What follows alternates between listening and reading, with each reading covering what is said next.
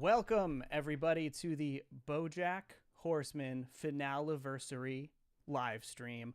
I'm Johnny Two Cellos. I really hope my audio is streaming out right now, because if it's not, then this is going to be awkward. I am here with a bunch of great friends. We've got Man of 1,000 Thoughts of the YouTube channel, Man of 1,000 Thoughts. We've got Offbeat Kiki of the YouTube channel, Offbeat Kiki. We have ToonrificTariq, similarly of the YouTube channel, ToonrificTariq. We've got Leica, Sure. aka BoJackHiddenJokes of the Instagram account, BoJackHiddenJokes, which I'm sure many of you follow. And we have Shady Doorags of the YouTube channel, Shady Doorags. I was totally supposed to stop in between all those and let you guys say hi, so I'll let you all say hi now. I already blew Hi. All I want is All right. Guys, this is going to be fun. It's been a whole year since BoJack Horseman ended, which is wild. As you know, as a lot of people say, BoJack Horseman is over and everything's worse now. Although I'm not sure anyone could have predicted how bad 2020 was going to be. Amen. The show ending caused everything. Yeah, that's it. It was really their fault. So we can blame Netflix for that. But I'm excited, you guys. It's been a year. How do you guys feel? It's been a year since the finale. How you guys feeling this year? How you doing? I feel like I lost my concept of time in the last 12 months, and so thinking about the fact that this finale came out a year ago is just mind-boggling.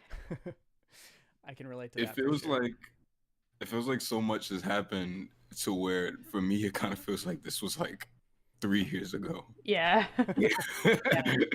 Wait. You mean it hasn't been 10 years? Sure feels like that. It's not the future. It's the present. Oh my God.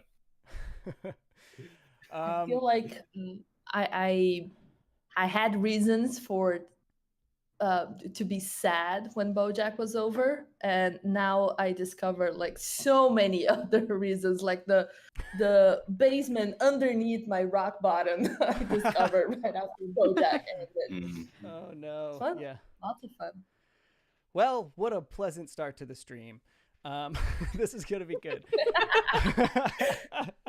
Oh my God, guys! There's 500 people watching. This is crazy.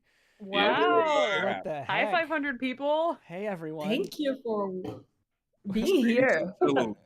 Oh man, well, welcome. This is going to be exciting, guys. It's going to be a lot of fun. Let's just jump into it. Let's start by talking about our favorite episodes of BoJack Horseman. I'm going to just like run down the list as it's presented here on the Discord overlay for us. So, Leica, aka BoJack Hidden Jokes, do you have a favorite episode of BoJack? If so, what is it? No, really. They're all pretty much just the same. I'm kidding. It's really hard for me to choose because I feel like it changes a lot. But I don't know, whenever you ask that question, I keep coming back to the old Sugarman Place because it's so perfect. I mean, we have lots of perfect episodes for many different reasons, but I really love that it's focused on BoJack and all the layers underneath layers of like discovering everything about his past and all that. So I think that's my favorite one. I finally settle on something. So yeah, it's a good choice. That's the one. Keeks, do you have a favorite episode?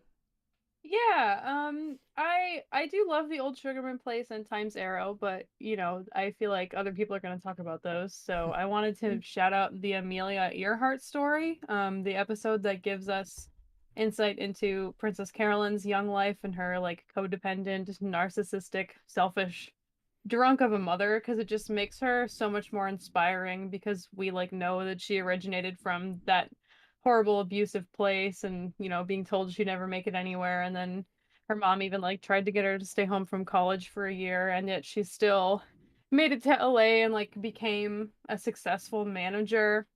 And then obviously I love Free Churro, but I feel like we'll probably dig into that episode later too.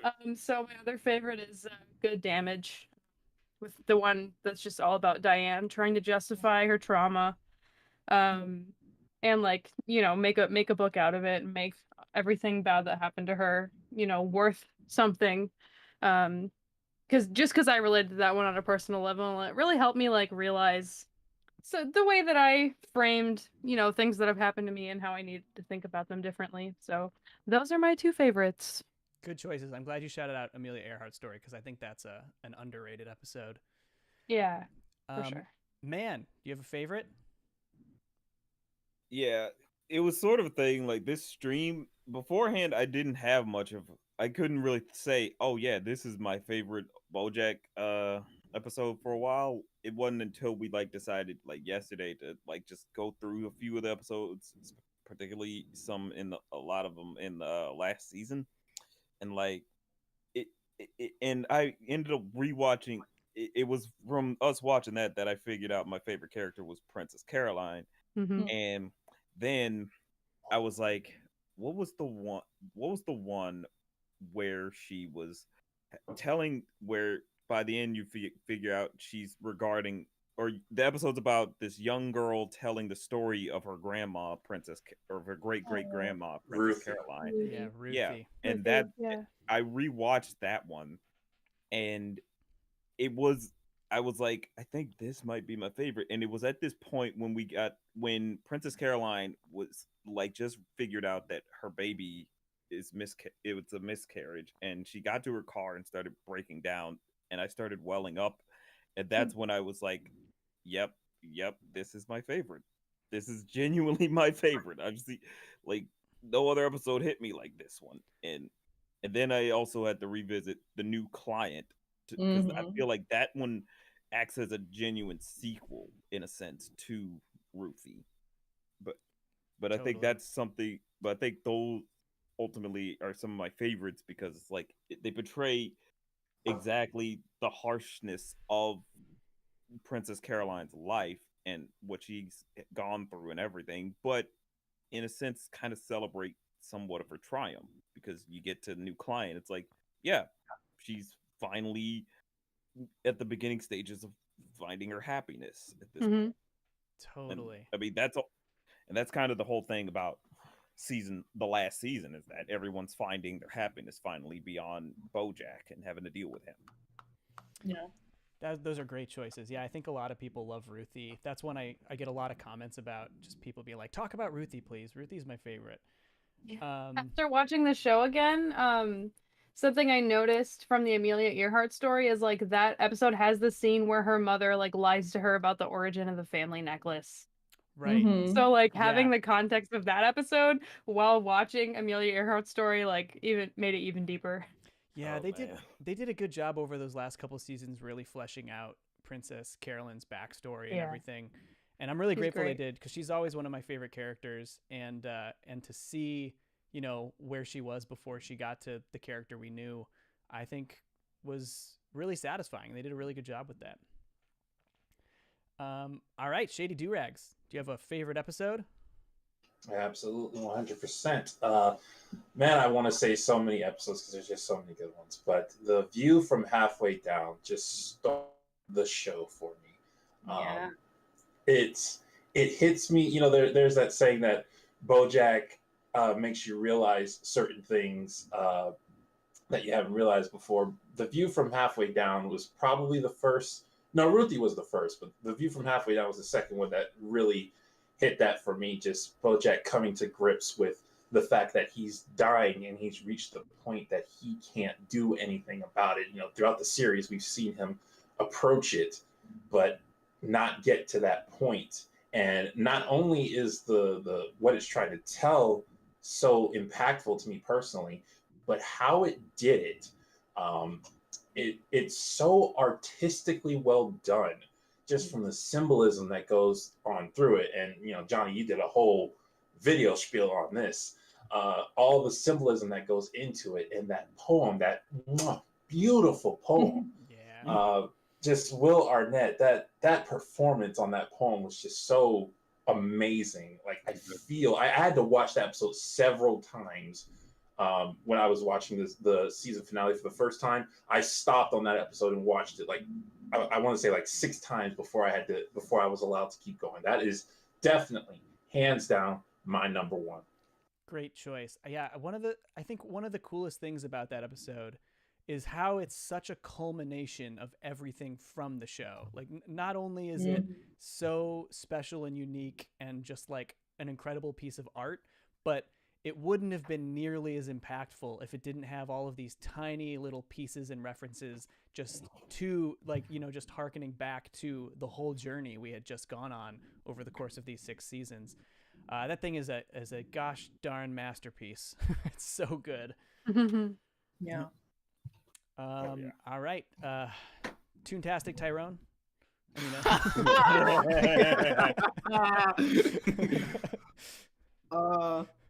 Okay, so I was kind of similar to Mann. I didn't have an answer really until I had to start thinking about it. And it's not the show's fault. It's more of like I guess how my brain consumes like bingeable media. So like when I think of the show, I think of like the experience of the show. You know what I mean? Yeah. BoJack Horseman is one of those shows where like I always say there's only a few shows that I think are like there's like good shows, there's really good shows, and then there's shows that are so good that I get frustrated. And BoJack is one of those. So I think it's crazy because Keeks definitely said it, but I think I'm gonna go with Tom's Arrow as my favorite one because I specifically remember like where my brain was like while watching it, like just putting everything together and like watching everything play out. Like it was like I couldn't even explain like what that was doing to my mind, and not like, and you get to a lot of points in this show in particular where you just kind of go like, yo, what are they doing? Like I've never seen anything like this before. Like, and I think that might have been the peak of that for me. So I'll go with that. I also really like the Showstopper. Yeah. Oh man. I think my top 3 episodes were all listed. I think my favorite ones are the Old Sugarman Place, The View from Halfway Down, and Time's Arrow. But it's so hard. It's so hard to choose a favorite in this show because there are so many excellent episodes, and also like I said before, The View from Halfway Down. One of the reasons it's so great is because of the build up to it from the show. Like it's great because we, it earned that episode over the course of 6 seasons. But yeah, man, there's almost too many to choose from in this show. I think everyone had great choices. I want to piggyback on Time's Arrow because that episode, even though it's not my favorite, it still hits me in a very special place because one major driving theme on my channel is empathy, and I think empathy is just so important. And in that episode, we take this character who we absolutely hated for 4 seasons, and it showed us everything that made her who she was. And not necessarily trying to get us to forgive her, but to understand what made her the way she had become. And at the end, when BoJack doesn't take his revenge, if we hadn't gone through Time's Arrow, the audience probably would have been frustrated at BoJack because it would have seemed less cathartic. But now that we had went through all that and we see him just not take his revenge, just let her have peace, we understand exactly why he's doing that. And I just really wanted to express that. Oh, Yeah, I agree. That episode is, I think it's also important, kind of like what you said of like just illustrating that these people that are broken and seem just so like full of hate or evil or however you want to characterize them, like they still have their own life that they lived in, their own like set of traumas that push them to where they are. And I don't know, it gives a lot of perspective on like the like toxic cycle of like abuse and everything else that his and alcoholism and everything else that his family struggles with. Just like, and it just fleshes out like his character and his parents so much. So yeah, I love that episode too, and for a lot of reasons, but that's like the main one. Yeah, that's like this show does such a great job helping us empathize with characters without justifying the things that they've done that we hate. And and Beatrice is like the absolute epitome of that, where just for 3 seasons there was nothing to like about her. And all of a sudden they give us the old Sugarman Place and they give us Time Zero, and it contextualizes everything about her. And all of a sudden you're like, wow, well, she's still awful, but I get it. Like, I get it now. They humanize everyone in the show regardless of how nasty they are, and that's one of the things that I think makes it like so like real more than a lot of other shows. Yeah, it plays more onto the grayscale, because at the end of the day, life isn't always just, oh, it's black and white, good versus evil. Sometimes it's like, sometimes you have a good person who end up being turned bad because they had that shitty of a situation going on. Sometimes you have a bad person who genuinely wants to try to do the right thing and do good, but sometimes but their own old tendencies or their past kind of keeps catching up with them. And I think that's just one of the brilliant things about BoJack, is that because at the end of the day, BoJack himself, he's not a very good guy. He's a pretty terrible guy. Right. But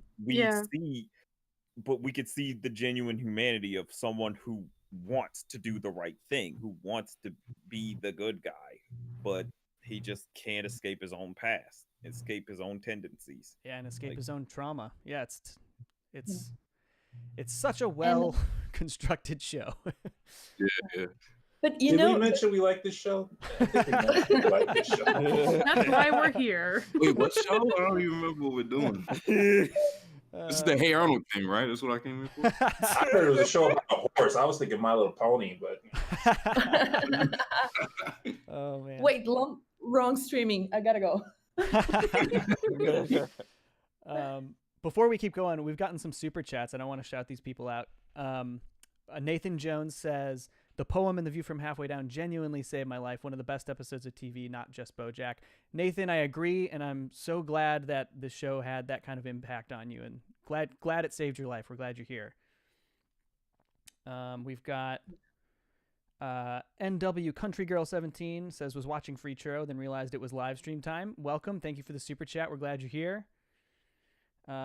John Martin says, view from halfway down and Old Sugarman Place aren't just some of the best BoJack episodes, but some of the best TV episodes in recent history. I super agree with you, John Martin. I think everyone in the stream agrees. Yeah.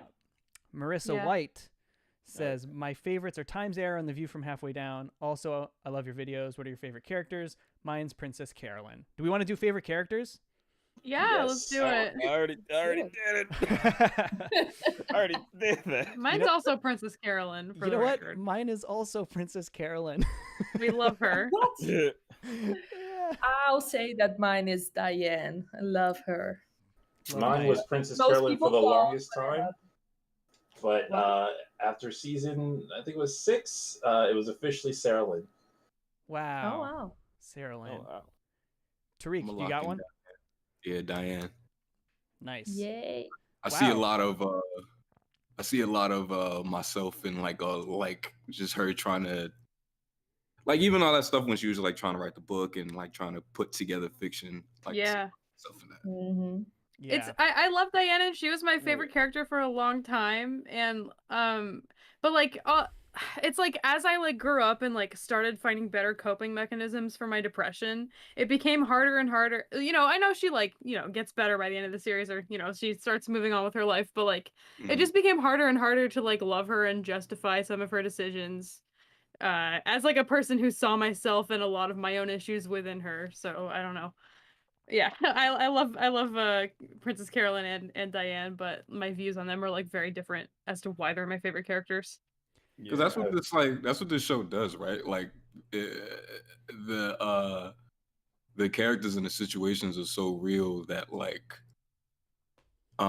you see a lot of reflection in that. So it could probably remind you of a time where it's like, fuck, why did I do that? I did something that was like that. Like oh, what are you doing? Because I know how that's gonna, you know what I mean? Because they're real and they're written really real, and you see the effects of all their actions and stuff like that. So that's kind of just, I could definitely see like just see it. Like as I talked to people before that like started watching the show, and they tell me like, oh, I can't stand Diane. I'm like, why? It's because it's just me. I was like, oh, yeah. all right. Yeah, I think it is easy to see yourself in her if you're a person who's struggled with mental illness. Oh yeah. Just, Especially. Am I the only one married in this live stream? I'm married too. Oh, okay, cool. Because that was one of my the first reasons why I got so into Diane, just to see the whole dynamic with her marriage with Mr. Peanut Butter and how hard it is for you to keep your own identity and share your life with someone. Mhm. And when we got to that metaphor about the poster and Squinting? how you had to squeeze, Yeah. Oh my gosh. I was like, oh man, that's exactly how I feel. Oh no. And yeah, that was very helpful in therapy, actually. But there's a personal connection to her. That episode in particular has because the show has really, really insane, profound quotables, but that one has so many because there's the squinting stuff, and there's the other one where when he buys her the library, and Yeah. she's like, "Why did you?" He said, "Because if I didn't, it would feel like you're a guest." And Yeah. what's the exact line? It's it just not unlike the aforementioned Disney movie. That's not what I want you to be. Some shit like that. They're doing this super profound thing, and at the same time they're doing a Beauty and the Beast joke. Only BoJack. The show is good at that, just inserting moments of very silly humor into something that should be so serious. Mm-hmm. Yeah. The quote is, because otherwise you feel like a guest. And unlike the characters from the aforementioned Disney movie, I don't want you to be that. There it is. So good. Oh man, this show is. And then you add that to the little couch with the the drawing, little faces for the characters, and it's just perfect. The visual and the writing is combined. It's just everything. Does anybody have that book? They have the BoJack art book. I have it at home. I've got it. I need that. It's called. It's really good. It's such a good name too. It's The Art Before the Horse. It's a perfect name for for the art book. Oh shit. That's what they did Really there. Anyone who's a fan of of this show should get that art book. It's incredible. Not only does it give you a bunch of really incredible art from the creation of the show, but insight into how they make the show. It's really good. All right. I've got one more. We got one more super chat from our friend Haryana Hook. Says, just because Johnny is pretty, don't. Johnny's too beautiful. I mean, the boot fits. It's I appreciate the ego boost, to be honest. I'm not going to ask you to stop. It's going to be so much more as well. You know what? I'm going to look through chat real quick and see if anyone else talking about favorite episodes that we didn't list. One we didn't talk about is Stupid Piece of Shit, which is a beloved episode. Yeah. Also one that I think a lot of people relate to. I definitely hear a lot of people relate to that one.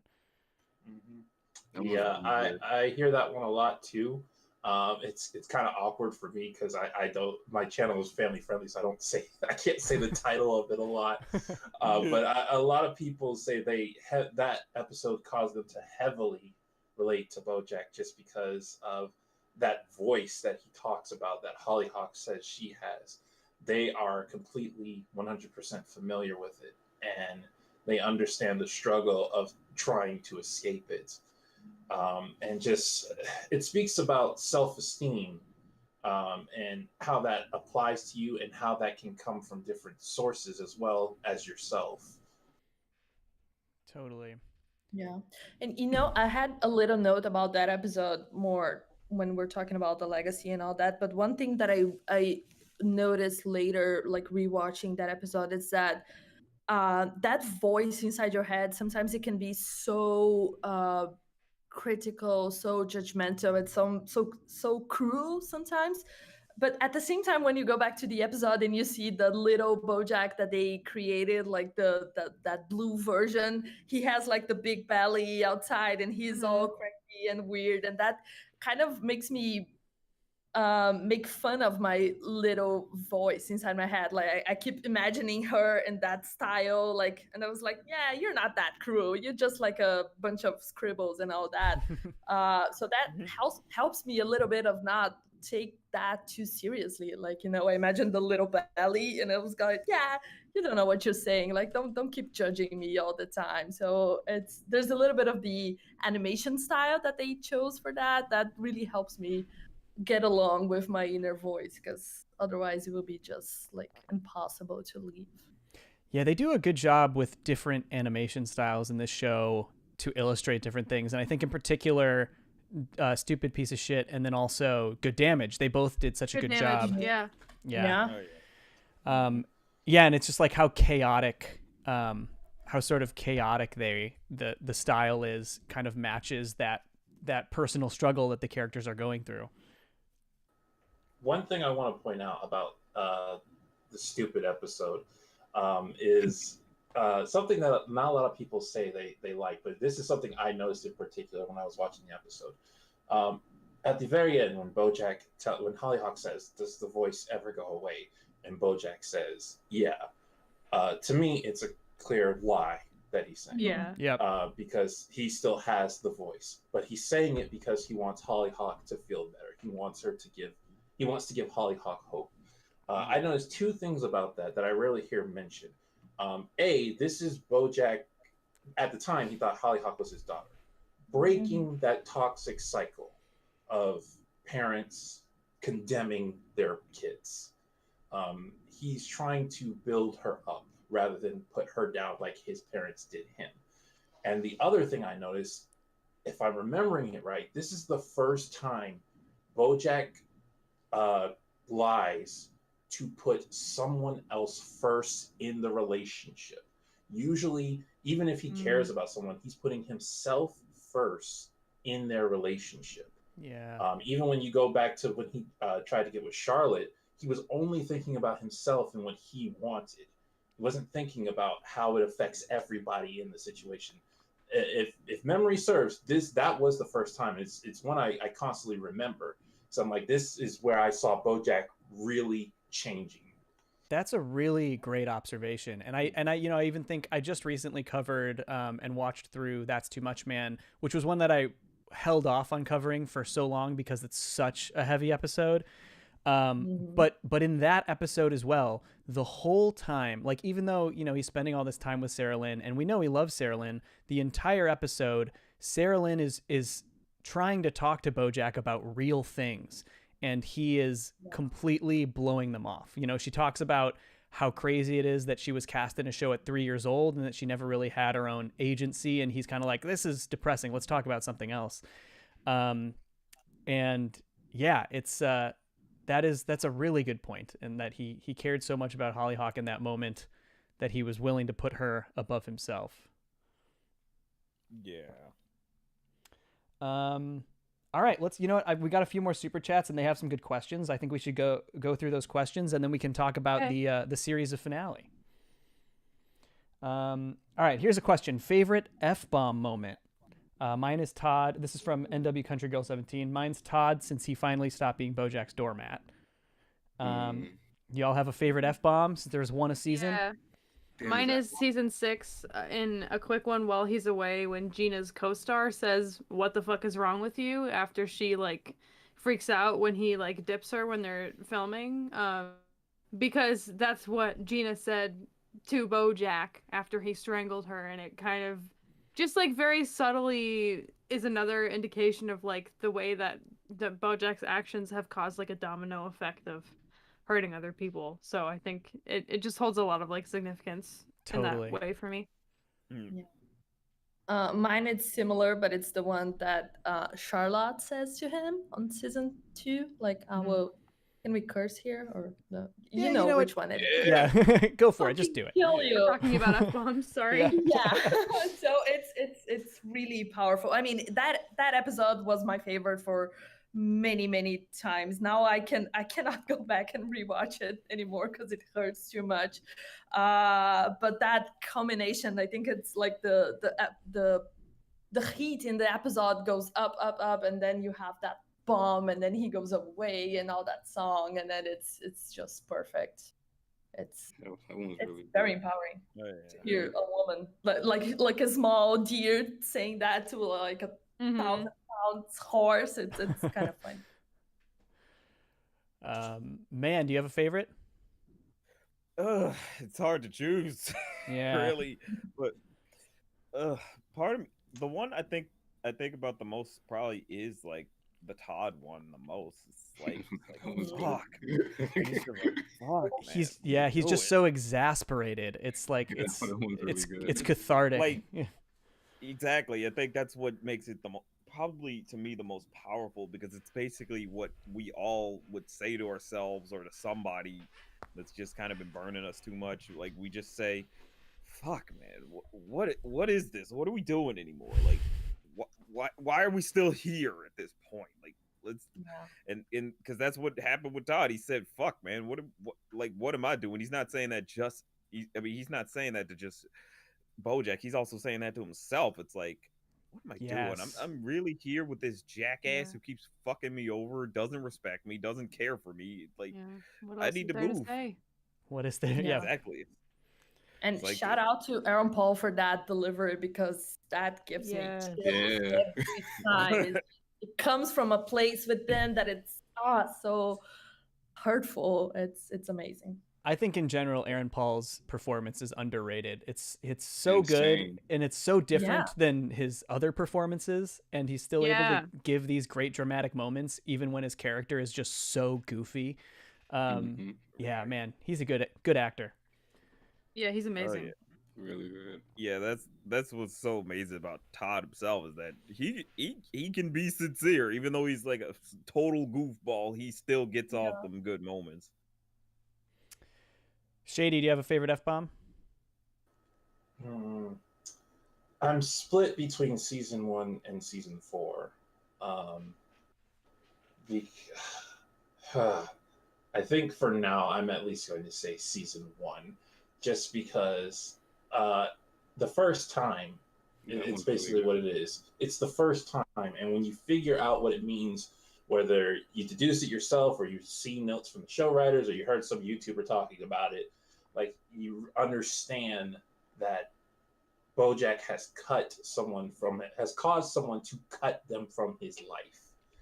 And with Herb, all the stuff Herb did for BoJack, just Herb was responsible for BoJack's life, basically, the successes in his life. He had a huge part to play in it. And after all that, BoJack not only threw him under the bus, which Herb might have forgiven him for, but he didn't confront it. For years, he didn't confront Herb about what happened. And he finally has to, because otherwise Herb's going to die and he'll have no closure. And Herb treats him nicely, treats him like a friend, even though all the stuff he did. But when BoJack comes asking for forgiveness, he looks at him and says, no, you don't get that. And he has to explain to him just how wrong he is to even ask for that. And then ends it with now get out of my office. Yeah. I can't say it, I'm sorry. But he's like, now get the fuck out of here. Yeah, also, like, out of my house. Huge props to Stanley Tucci for that delivery too. It is so, like, biting. Just the way he drops that F-bomb, it stings in that delivery. Man, I think it's because he's not yelling either too. It's like it's like a small it's subtle anger towards it. Like it's it's more poisonous that it's so contained. He wanted to hurt him with those words. Yeah, he felt hurt, and he felt hurt that he asked for forgiveness, and he's like, okay, I'm gonna set the line here. I'm going to hurt you with what I'm about to say right now. Ooh. I do got a question for you, Shady, because you brought up season 4, and I was gonna ask why do you rank that one so high? Because that's actually my least favorite one. Season 4. I love that one. Where he says "fuck you, Mom." Mom. The F-bomb. Yeah. Because I didn't catch it. I was like, did they go a whole season without anyone saying it? And it's because it came from BoJack. I didn't realize somebody had said it. And B, it's just because one of the big things I see about the show is BoJack's relationship with his mother. His father had a hand in playing it too, but like when season 2 came around, and I saw him trying to be a better person, even though it was affecting his acting, I was like, I believe this is a good step. You just got to figure out how to do it. And then his mom calls him and brings him completely down, even though, again, it helps his acting. It just destroyed his character. I was like, you have got to get away. You've got to get that hold of your mother off of you. And when he said that, I was like, I know what he wants to do. And he's so sad that, because the situation was, he couldn't say it to her. She wouldn't understand it because she was going through that dementia thing. And he said it with such forcefulness because he really wanted to tell her off, but he couldn't. So that situation kind of stuck with me, just because I had been thinking about his relationship with his mother since the beginning of season 2, and it seemed to be coming to a head there. Little did I know Futura was coming around. Yeah, that is the other thing. I feel like as a moment in the show, the season 4 F-bomb is a little underwhelming, but when it comes back to the end of Time's Arrow, when he has that chance to do what he wanted to do and tell her F off, he doesn't do it. Yeah. I kind of love it because it's like I think it's like the only instance in the show of the F-bomb where it's not used to insult somebody. Like, he's just talking to Hollyhock about his feelings. Yeah, what he wants to do. And it's like a subtle use of it. Like, it just seems like part of conversation instead of, like something inflicting pain, basically, like it is in every other instance. And similar to that experience with him lying to Hollyhock, that was the first time that I saw, like maybe the only time that I saw BoJack being nice to someone, because he had all the reasons to just ruin her at that moment, and then he decided to. It was also a lie about the ice cream and all that, but he decided to play along for her sake, and I was like, oh man, that's the problem with parents. It doesn't matter how much you hate them or how much they ruin you, you will always have that thing that makes you go back and want to try again. And it was so powerful. It's a great moment. Totally. All right, we got one more question here that I think is a good one before we jump to the finale. Shanice Dyer, thank you for the super chat, asks, what is your favorite and least favorite season? I'll start and say my favorite season is season 4. I think it's got my favorite episodes. I love the old Sugarman Place and Time's Arrow so much, and I really love the journey with Beatrice and with Hollyhock over that season. And my least favorite is probably season 1, just because I think it took about half the season for them to figure out what they truly wanted to be. Okay. Season 4 used to be my favorite, but now thinking about that, I think season 6 is my favorite because I wish all the seasons had 16 episodes for us to enjoy more BoJack and more big acts like we had. They had so much fun during season 6, doing all sorts of stuff. I mean, we didn't mention in the favorite episode the one where they get the oh my god, what's the name? The crossover episode. Oh, Face of Depression. The Face of Depression. Yes, that is on my top 5 for sure, because that's such a happy episode. It's so out of the comfort zone for BoJack. So you can see that they were having fun doing all the things since it was the last one. So yeah, definitely season 6 is the favorite, and I think I'm gonna say season 2 as my least favorite at the moment, just because it's all about Secretariat, and I think there's more to explore here. I mean, it's a great season, don't get me wrong, but it's not my favorite. Like, it's the least favorite, unfortunately. Sorry. Yeah, with BoJack, it's like even your least favorite season is still good. So it's And on those grounds, I reject the notion of having a favorite or least favorite season, because it's my favorite show ever, and every single season presents new information about the characters, new problems, new depth to everything, and I don't think there's any season where they were lacking or they missed the mark. I truly think that the show is like one of the best works of all time, and so I'm not going to pick a favorite season or a least favorite. Take It's that definitely offbeat, Kiki. it's that horse meme where the horse is perfect in every piece of it. Like it's great all the way. I think season 2 though has one of my favorite jokes in all of BoJack, and it's like the one where like BoJack had to pick a poster for the secretariat, and it's the one with the mirror pretty much. Oh, and like yeah. he picked it for the billboard, and it's like, and Diane was pointing out, that's kind of you can barely read the words, and also that billboard's kind of pointing towards where the sun would be like setting. So every time people driving on the highway look up, they're gonna get blinded. and they never showed the actual consequences, but I think it's funnier that they don't, because it's just that hilarious. It's like, yeah, so many people driving are gonna crash because of that terrible sign.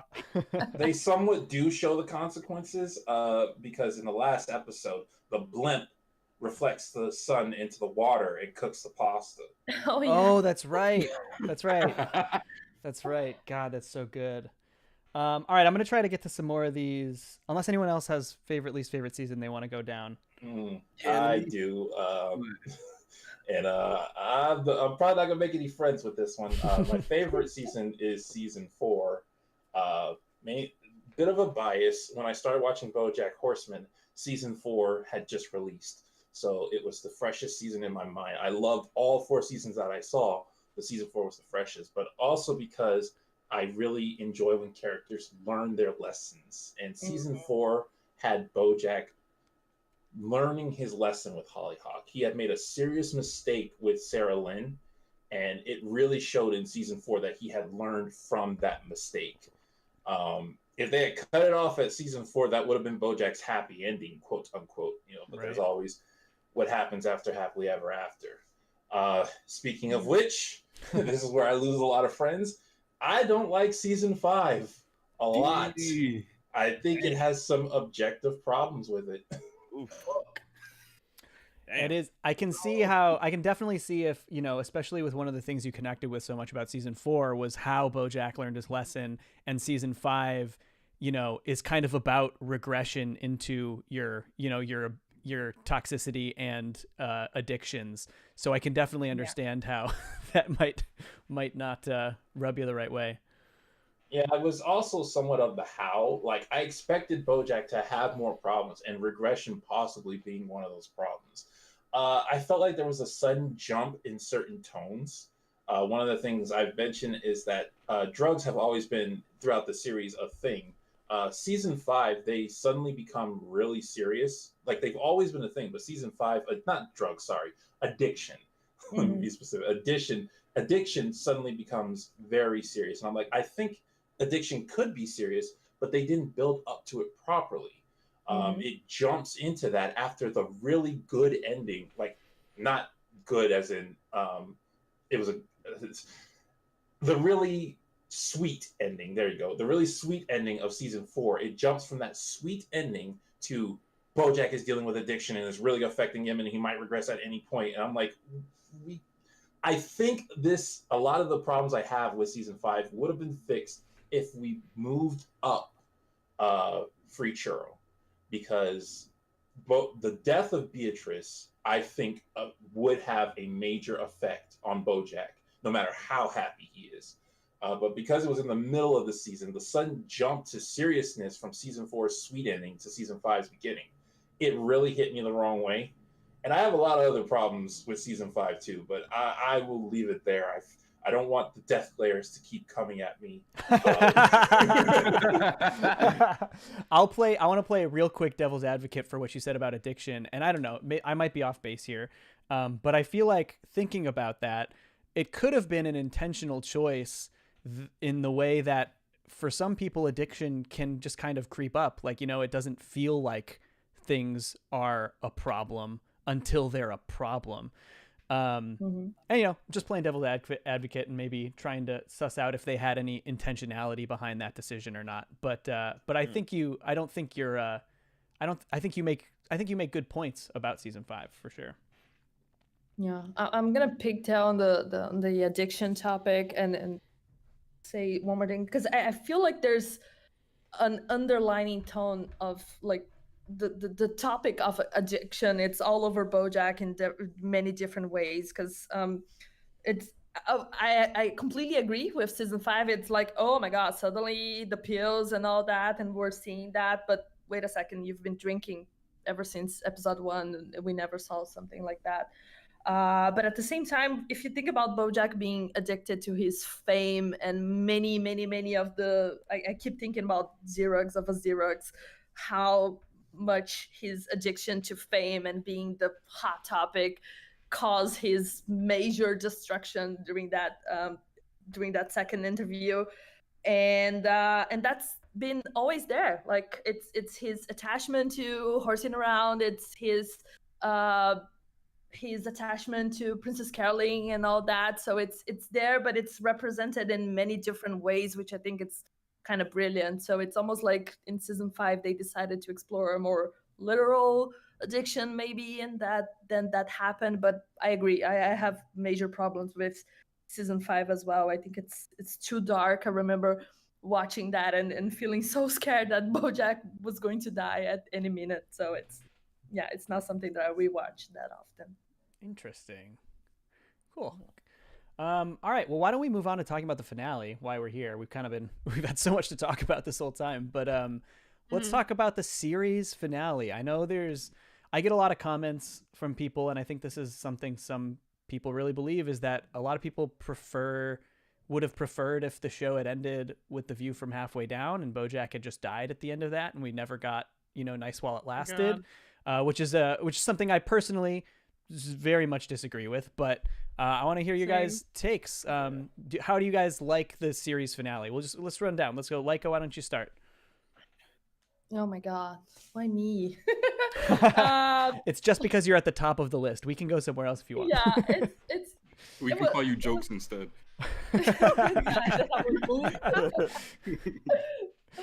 I had so many different, I don't know if you guys have the same experience, but the feelings that I have watching a fresh episode of BoJack like for the first time are never the same one. I'm always super impressed, and I was terrified that they were going to kill BoJack. Like I mentioned, ever since season 5, I was kind of expecting that. So I was, when I watched it, like when the view, I remember very clearly that when the view from halfway down started, I was like, God damn it, that's it. They finally did it. Yeah, now I have to deal with that. So to watch that finale later, it was such a relief for me. Like I gotta confess that I skipped the credits. I'm so sorry, but I did that because I was so desperate to finish the thing. So I didn't catch that blip at the end. So I had to discover that BoJack was alive through the jokes into the episode, that hot montage that they did, which I think was fantastic. Actually, it was a great way to undo what they had built during the view from halfway down, and so it was great. Like I could breathe again, and it was so good to just relax and enjoy the consequences and that closure that doesn't feel like closure. I was like, yeah, that's the way that BoJack would do an ending. It felt so genuine, and probably because Raphael was the one who wrote that episode. So he got that he said many times that he doesn't believe in closure, so you just have to keep living, and the message was very clear there. So I really love that ending, and I think it's not a happy end.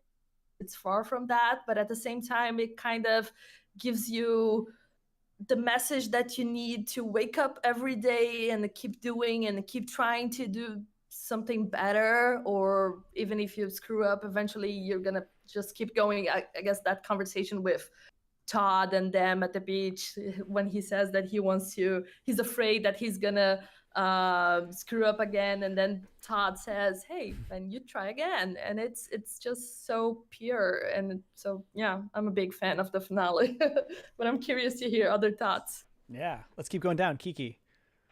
I'm a good fan of the finale, or I'm a big fan of the finale too. Good fan. I'm a good fan. I honestly don't think there's another way they could have ended it. I too was.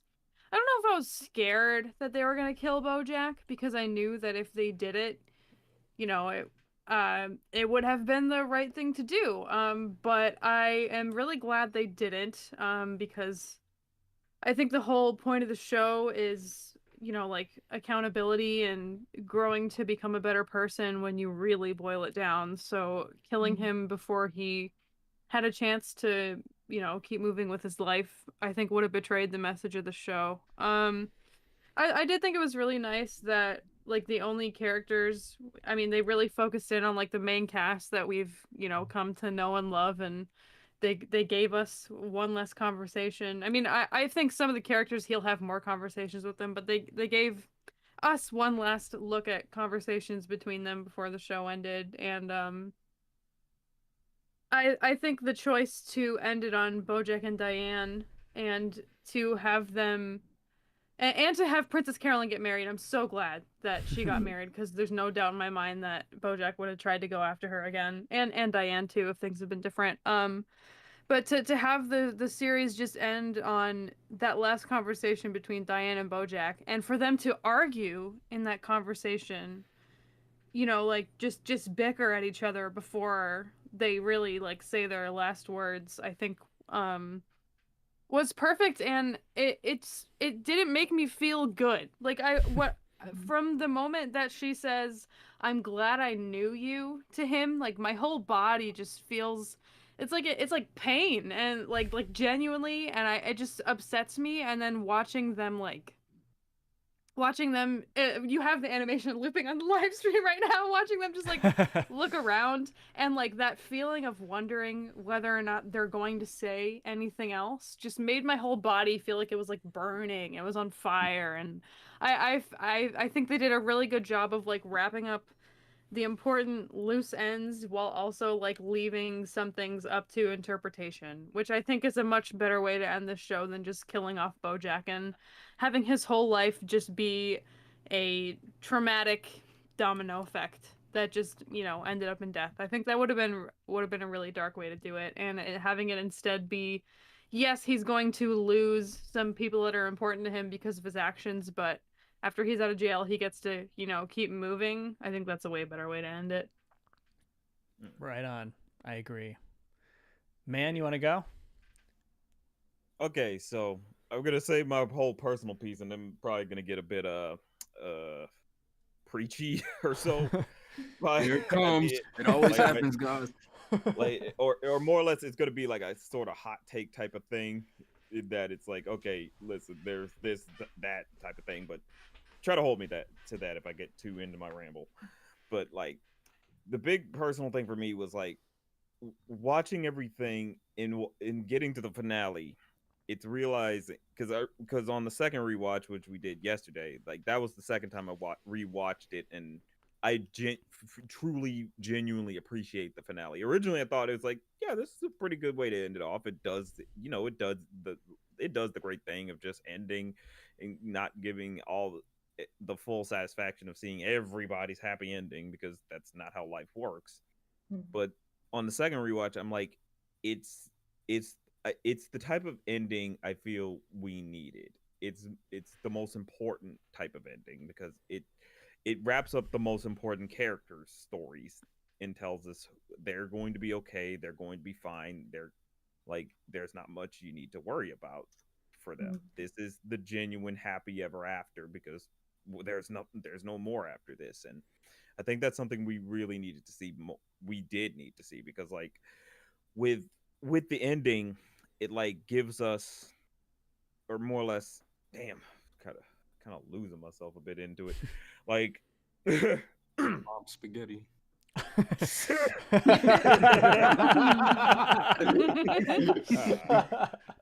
damn it. I'm sorry. You're good, man. Keep going. Yeah, keep going. Right. I was Like, following. Right. I think it's just one of those endings where it's like, it was something more important, because we don't need it'd be simple to just kill off BoJack and call it a day, but then you're now left wondering, what about everyone else exactly? The finale works more to give us an epilogue to the stories. Yeah. And I think that's what we needed. We need to know what is happening with Diane, what's happening with Todd, what's happening with Peanut Butter, what's happening with Princess Caroline. We needed to know that. Otherwise, we would have been way more dissatisfied. And like Keeks and Hidden said, it's that it's about accountability. BoJack it's this easy. At the end of the day, and this is gonna sound a little fucked up maybe, but death at the end of the day is the easy way out of all your troubles, and that's never how you should ever view anything. Of just but yeah, die and all the troubles go away. I don't face the accountability. I don't have to face the heartbreak or anything like that. And it's like, you can't, that'd be a horrible message of like, yep, just kill him off. He had such a bad life, everything went wrong for him, kill him off, and we're just good, everything's now finally back to normal. Saying no, that this man hurt a lot of people and he needs to actually suffer some consequences for that. Taking your life is not facing proper consequences, really. And like, that's what the finale was going for. And this is kind of getting to that bit of that preachiness thing, is that I know people I believe in the idea of the logical ending. It's like, logically speaking, BoJack should just die because he's such an awful person and all this and that. And like, that's not what it always boils down to. It's just a simple kill off the character and we have the most logically well knit story, because that'd be the ending that you want, but it's not the ending that you need. The one you need is to know you are going to make fuck ups, yes, but you get to grow from that. It's not just simply you fucked up and you need to die now because of it. No, it's you fucked up, but you get to maybe make amends. You get to get back up and start riding again. Fix up the problems you caused, maybe make some people's lives better. Maybe you fuck up again along the way. But like Todd said in the finale, it's like, yeah, you got drunk, but you'll get sober.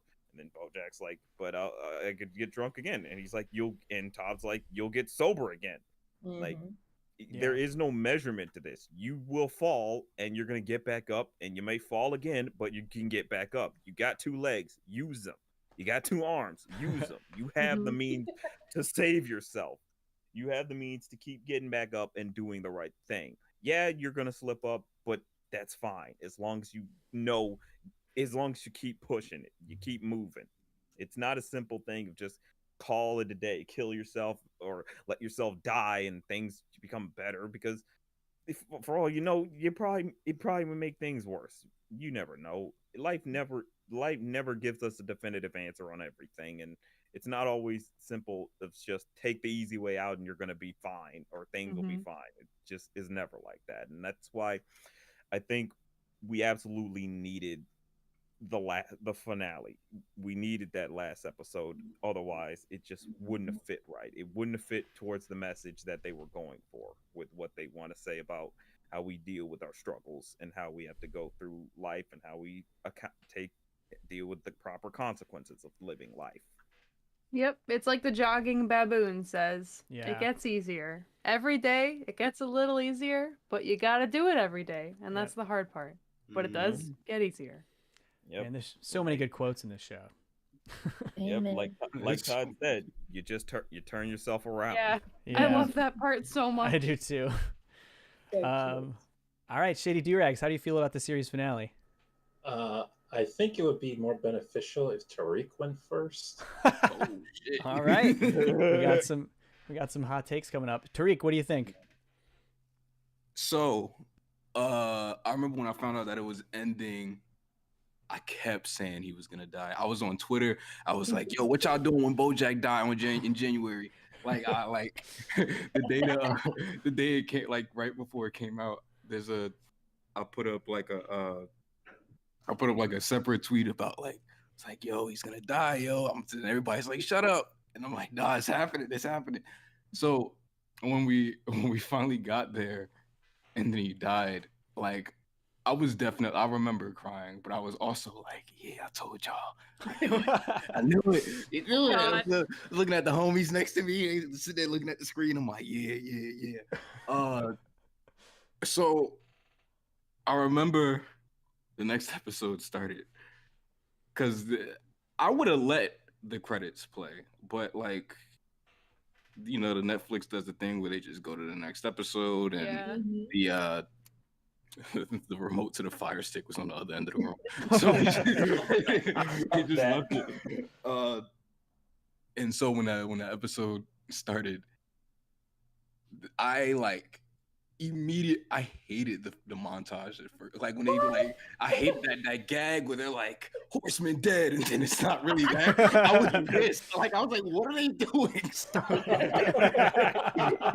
I was pissed. They're like, gotcha. I was like, no, he's dead. Like I kept like, and he just kept going. I'm like, well, maybe like it's just like I don't know. I was trying to make up stuff in my head.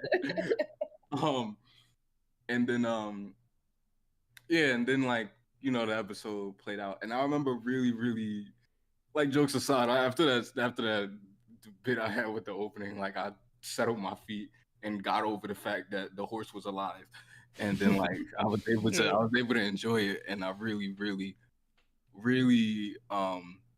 appreciate it, because like we was talking about before, the show has like an insane amount of quotables, right? Like it just and so like the dialogue is always what's drawn me to it, and I was waiting for that because I knew that if they could do anything, they could give really powerful final dialogue. Like, that was just something that was always like in my head in general, and that's exactly what I got. And I hadn't I remember when after I saw it, like, this is how you know I'm on like a really like high horse about something, because like when it ended, and I just kind of tweeted, I think I said BoJack Horseman is the greatest animated show ever made. I said something like that, and I was, because I couldn't believe the run. I couldn't believe what they were able to do, how they were able to do it, the characters they were able to do it with.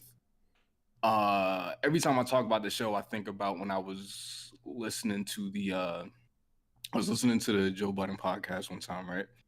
And they were talking about shows that they were watching, and one of them, the guy Parks, who is the engineer on the podcast, he brought up BoJack, and they were like, "What's that about?" And he's like, "It's about a horse who used to be an actor, and he's trying to find his place." It was really early on, so that was a good enough explanation.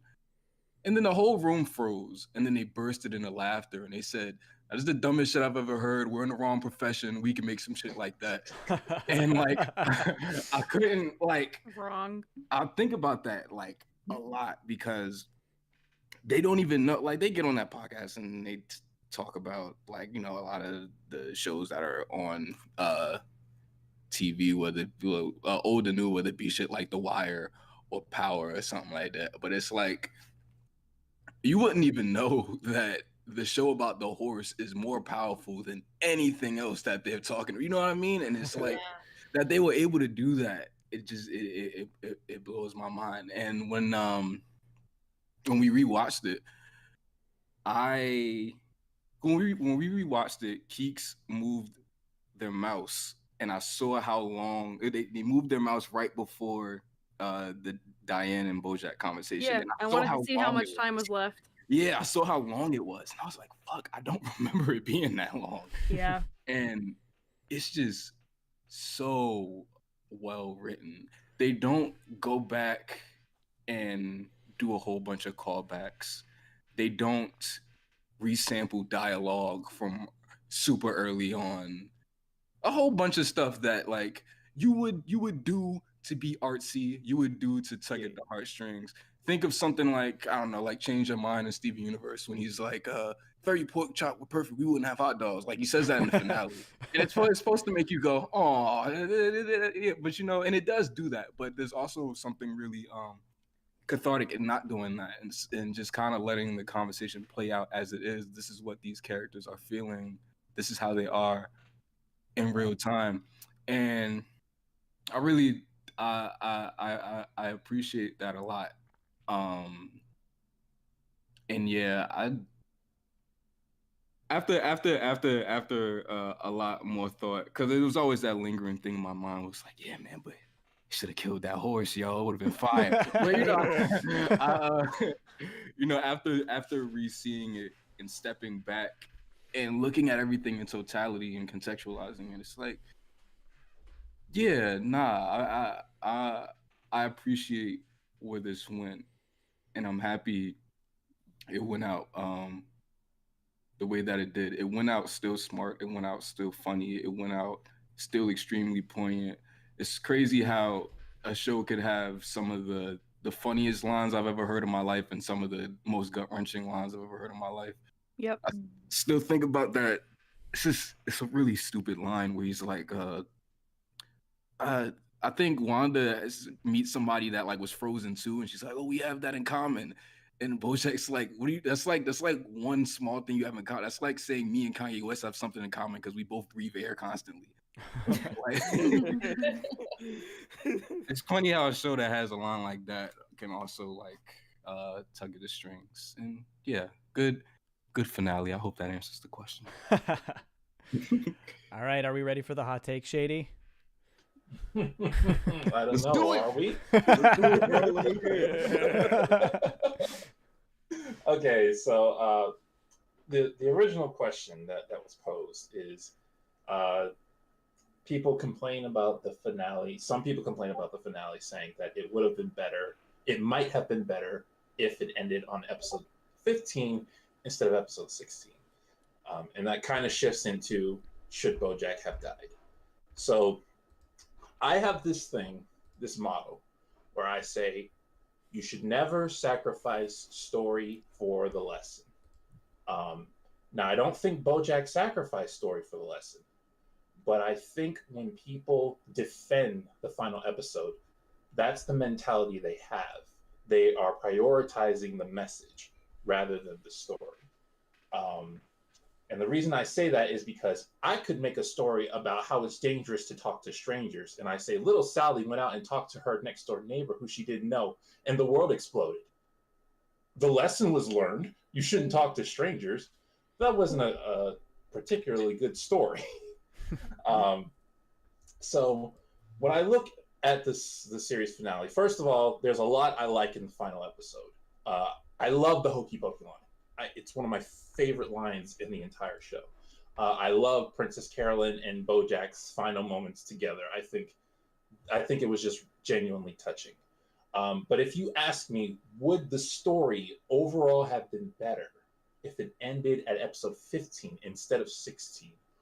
Or would it have been better if BoJack had died? I would have to say yes. Yeah, and the reason... Say, yeah, kill a horse. Well, the reason I say that is because, first of all, episode 15 leaves a much bigger impact. I know some people don't want that. And that's the kind of the message that the writers, the kind of atmosphere the writers were going for. It's like, life just keeps going. It's not necessarily going to leave a big impact like that. It's just going to keep going. It doesn't leave a big impact and end unless, that's just how you die. But if you remember, see episode 15, this is something I think a lot of people ignore when they're talking about this episode. Episode 15, people describe it as saying, we can't end it with BoJack just dying. They specifically constantly say, just dying. And I remember episode 15, BoJack wasn't just dying. The show specifically goes out of its way to say he does not want to die. He does not want this to happen. If this consequence goes through, he will be upset. Well, he'll be dead, but it's not something he wants. It is true as not only a consequence, but a huge consequence. And I don't think it's trying to say he's getting an out by doing it. I think he thought that when he originally tried it, but because of episode 15, it puts into context that he doesn't feel like it's an out. He feels like it's a consequence. Now, it won't be a consequence to all his actions in the past, but it is a consequence to something he's done. And I think we can still get this message that people want with a dead BoJack. I think, let's say 16 begins and BoJack's dead. He died. We can still see the characters going through a funeral, talking to each other, seeing what's going on in their lives, getting closure with BoJack, and the message that Diane says, well, BoJack and Diane, sometimes life sucks and then you die, but also sometimes life sucks and you keep living. Diane is the symbol of the keep living by the time the end of the show comes up. Diane went through a lot. A lot of the main characters do follow the example of keep living, especially Princess Carolyn. But I think at the end, Diane was supposed to be the symbol of that because she had just gone through so much mentally, and we see how much on a better path she is than BoJack. But again, you could make that argument about any of the characters. But even with that fact, any of the 5 characters you could say exemplifies that fact, that sometimes life sucks, but you keep living. And then you have the one other character who didn't exemplify that fact. Sometimes life sucks and you die. I think that message can still be portrayed if BoJack were to die. But I think overall the biggest thing is that the story does kind of end in just I want to say a low breeze. And that's not necessarily a bad thing, but when episode 15 was throwing so much at us, giving us so much to think about and contemplate, and the main character just about died, for a sudden low breeze to come in like that, it feels, what's the word I'm looking for? I guess, for lack of a better term, it feels anticlimactic. And I get it. Some people say that's the point. It should feel anticlimactic. But there's a difference between a story being real and a story being believable, or a story being a good story. That's why a lot of times stories don't lean towards being more real, because they're trying to be a good story. Realism does not always make a good story. And I know a lot of people come to BoJack Horseman for its realism, but it's still telling a story. And I think there was another ending that still could have exemplified the atmosphere people wanted, that you don't always get closure, that you don't always see what you want, where we could have had a much bigger impact on how the story fades out on itself. And that is my hot take. I hope you all enjoyed this. I hope I wake up tomorrow and I gotta say, while I still mostly disagree, I think that is the best argument I've ever heard for a pro BoJack death ending. I agree. You made a lot of really, really good points. And I do think ultimately that I feel like what you summed up almost comes down to, like you said at the end, kind of a preference of story. Like, do you want this? Do you come to this show for the realism, or do you come to this show for the story? I think the answer for a lot of people is both. But where you sit on on which side of the fence you sit might determine if you liked the finale or not. Personally, I feel like I needed this finale, and I do agree that View from Halfway Down was definitely a more climactic ending. It could have been a bigger, more impactful ending, but there's something about that low breeze after the storm that is so not. It's kind of haunting, and it's kind of relieving, and it's all of the above. And I personally really loved the way that this finale, I do think it was important for me as someone who's watching this show that the message was a priority, and that BoJack, and the idea that BoJack would have to face accountability, and the idea, I really liked the idea, because I definitely agree with you. I don't think he was, if they had just killed him, like The View from Halfway Down made it clear that this was a whole process for him and that he was going through a lot in that process. But personally, I like the idea that BoJack has to keep moving forward without the promise of redemption. I like the idea that he has to be held accountable, and that he still has to keep living, and he's going to try and improve, and he's going to try to be a better person. But there's no promise for redemption in the public eye or even with his best friends. And I feel like that is something that no show has ever done. And that always stuck with me. And while I do think The View from Halfway Down is more impactful, I feel like Nice While It Lasted has sat with me longer. It's sat with me more. And I particularly like that as the audience, we only get as much closure as BoJack gets. Yes. That we watch this whole final episode from BoJack's perspective, and the whole episode is just 4 conversations: Mr. Peanut Butter, Princess Carolyn, Todd, and Diane. And we don't get closure for Hollyhock, we don't get closure for Gina, we don't get closure for Charlotte or Penny, and that's because BoJack doesn't get that closure.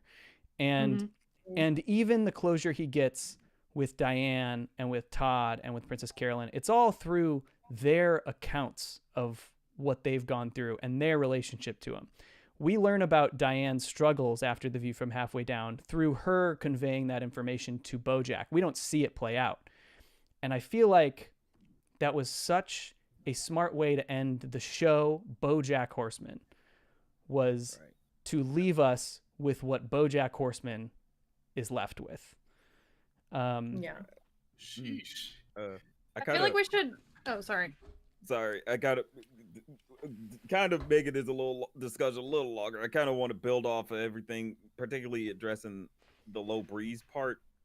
I feel a thing I want us all to like think back is like the year that we finally got the ending of BoJack Horseman 1 year ago, and that was the year of 2020.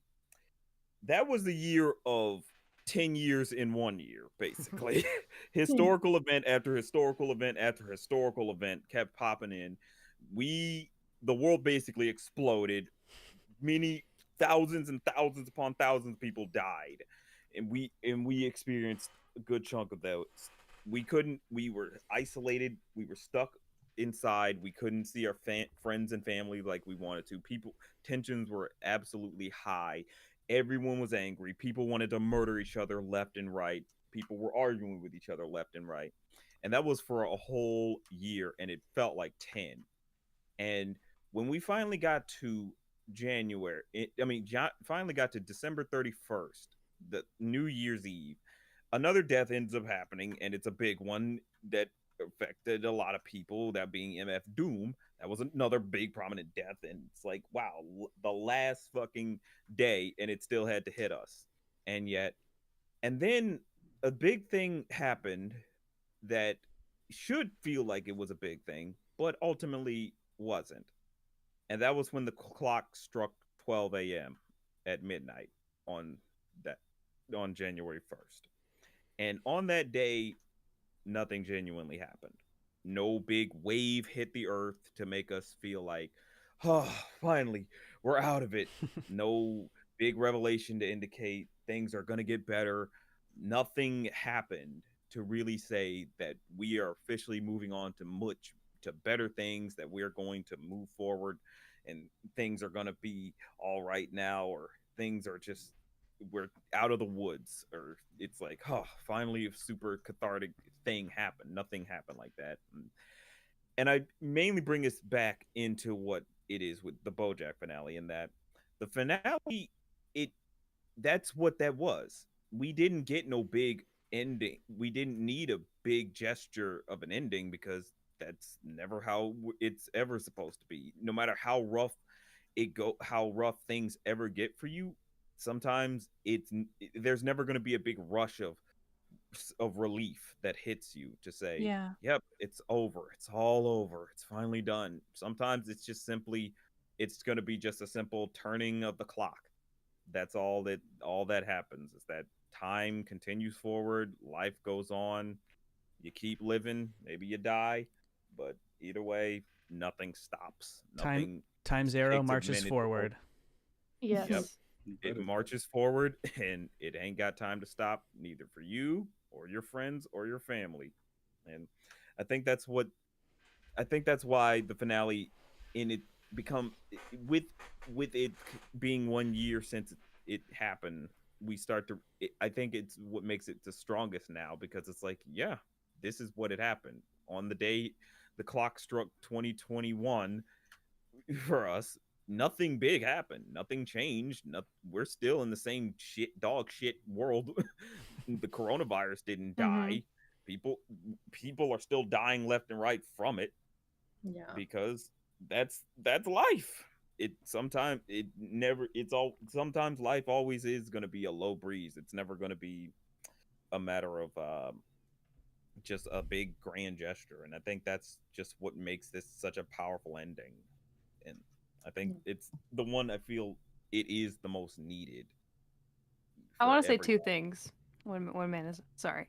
I'm done. So we didn't mention that BoJack went to jail, and I think that that's a pretty important piece of information to acknowledge, because he, you know, it kind of feels like a midway between him dying and him. It is a midway between him dying and him getting off scot-free. Like, he still loses like a year or whatever amount of time of his life due to his consequences. So that's the first thing I wanted to say.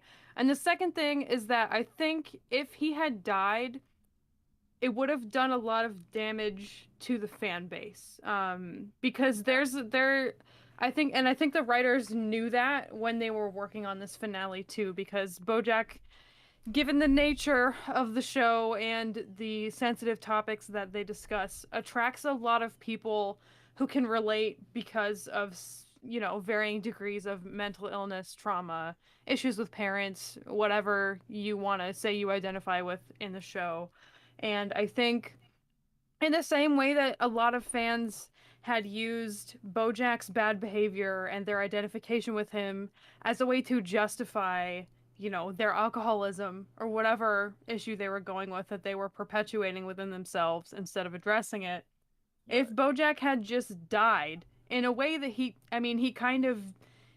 it kind of would have been an accidental suicide because of, you know, what happened, I think people would therefore use that incident to justify their own dark thoughts, suicidality, and etc. This character that I love, you know, had so much going on in his life that was bad and just noped out of the situation, apparently. And when you're in a dark place, it might be easy for you to say that that's the answer for you too. So I think that that's something that people don't talk about enough when we talk about the finale, is like or just the show in general, is like the mental health impact that the show carries to anyone who watches it, and the consideration that the writers had to give to what their audience was when they were crafting a finale that would, you know, wrap up the story, but also send a very careful message.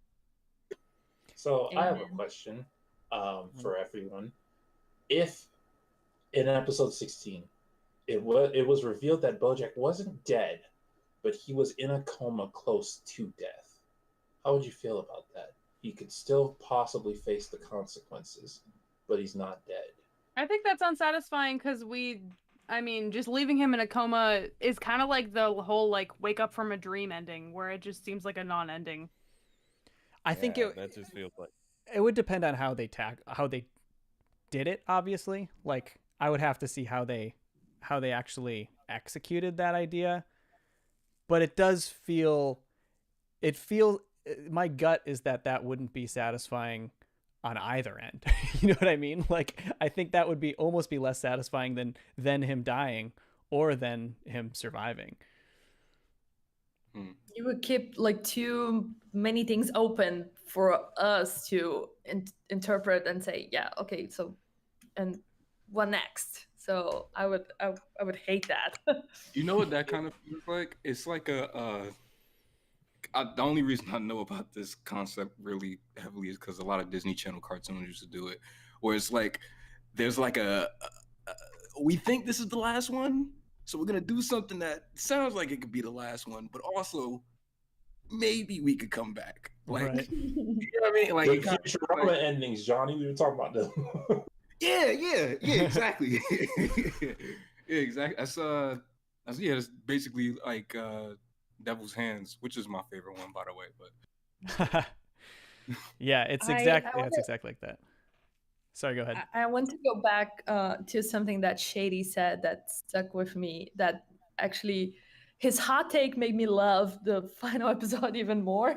Because he said something that Diane was the one representing the one that kept living, and BoJack was the one that was supposed to be the one who dies. But I keep going back to that conversation at the table on The View from Halfway Down, and how we have all of these people from BoJack's life who died in some way. So you have like Herb and Sarah Lynn, and for me, they all are the people that you can see what happens after you die. So and I mean, the whole episode is amazing, but that conversation that they have on the table before the show, it's so powerful about all the ramifications of that and legacy. And the thing with Cracker Jack is just so perfect that you think that he's a hero, and then you discover that he actually was not a war hero. Yeah, he only ever shot his fellow like people in combat. That was horrible. Yeah.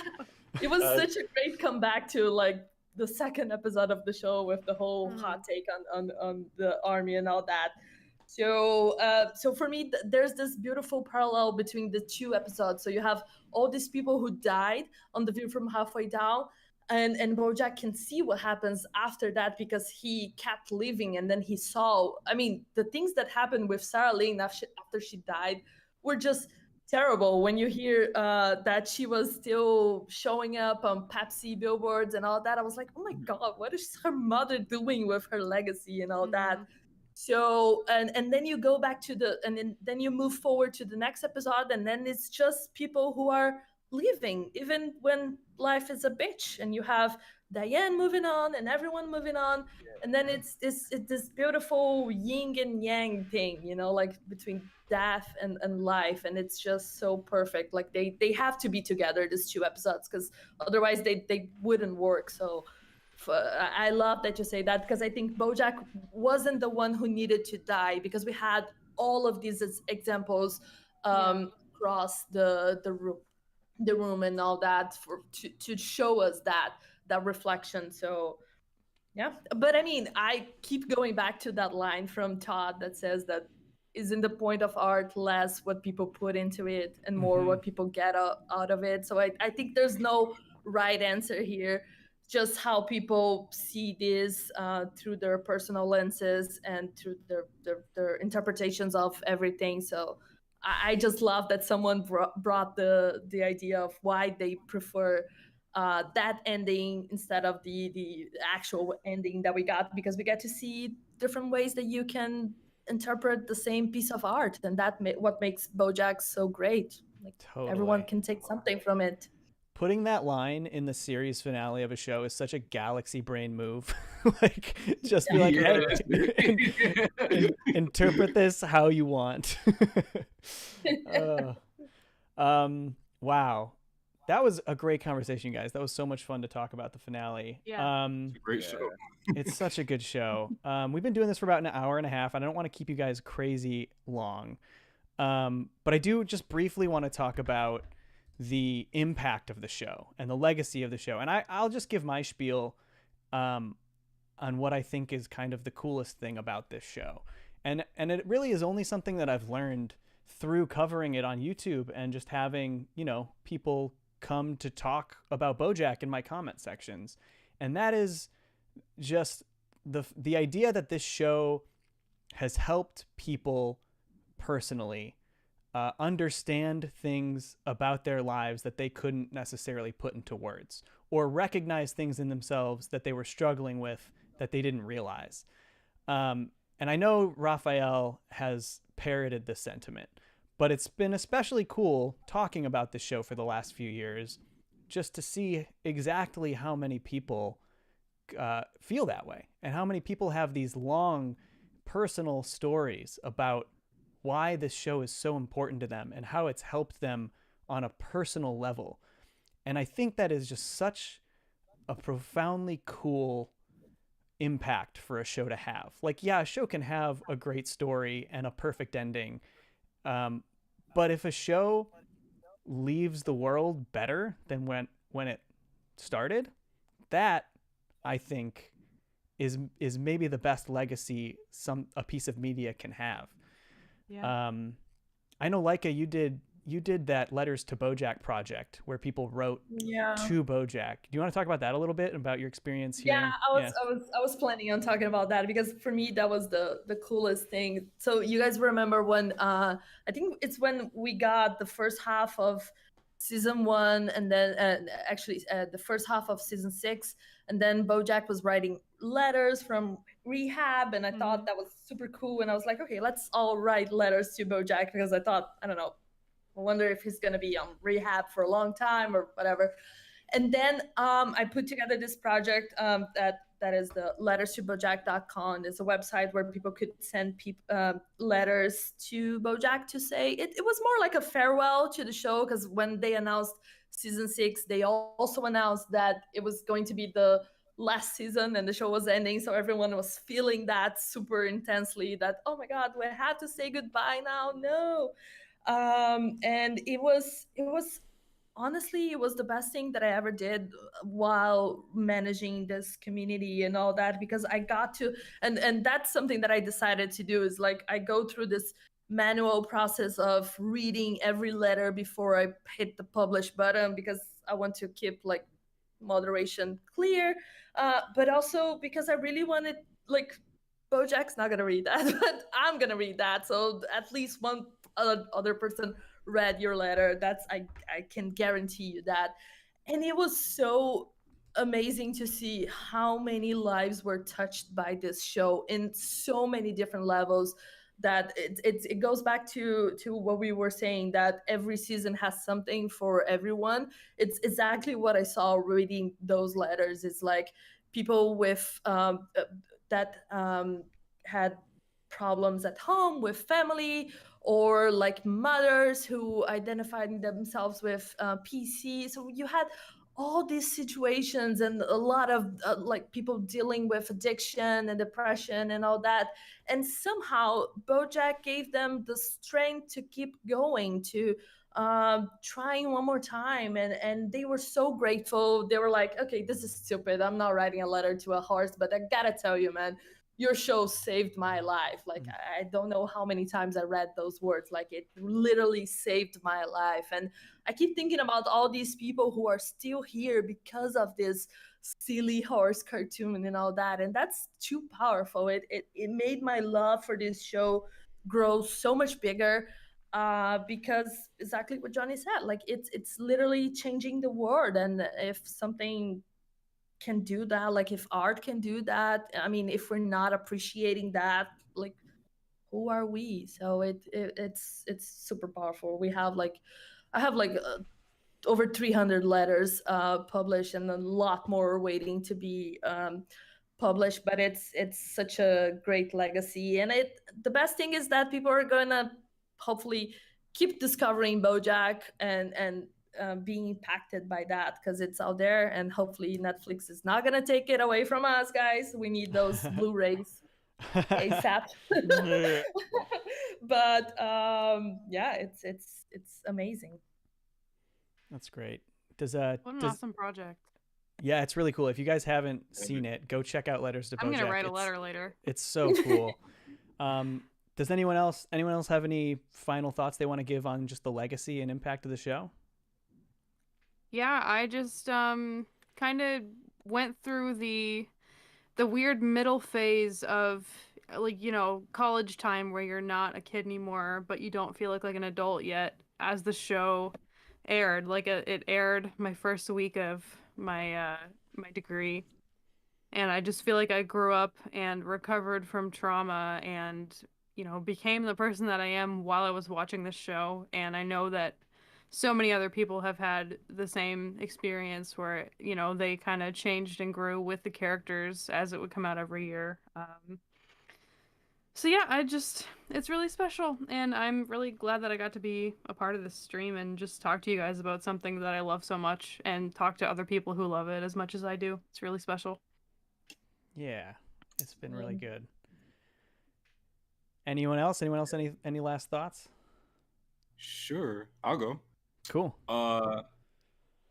If you want to have some fun, tell a friend that you really think that would like the show to watch it. But every time they call you when they're in the middle of an episode when something pivotal happens, don't answer the phone. That's what I did.